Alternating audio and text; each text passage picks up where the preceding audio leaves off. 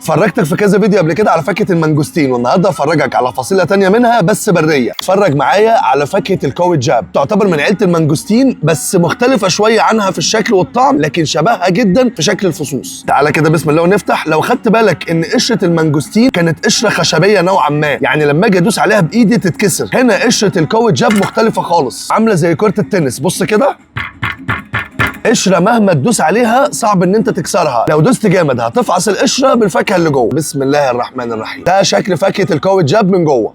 ريحه الكاوي جاب قريبه قوي من ريحه الموز الاخضر. بص شكل القشره عامل ازاي. هنحتاج للقشره دي هوريها لك في اخر الفيديو، بس علشان افرجك على تاثير مضادات الاكسده وفيتامين سي. بسم الله.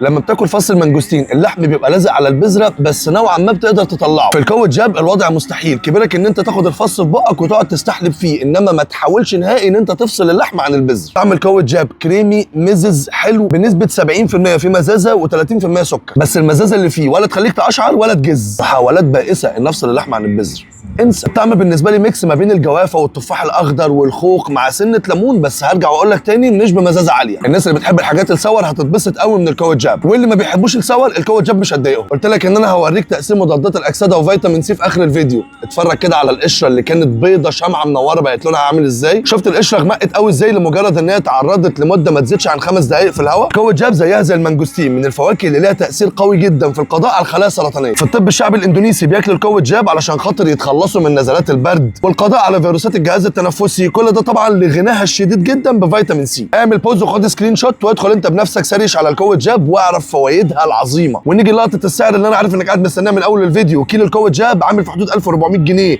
عايز تجرب فاكهه جديده هات كاوي جاب، مش عايز هات برتقال. والكاوي جاب ما تجيبوش عشان انا خلاص جبته مكانك.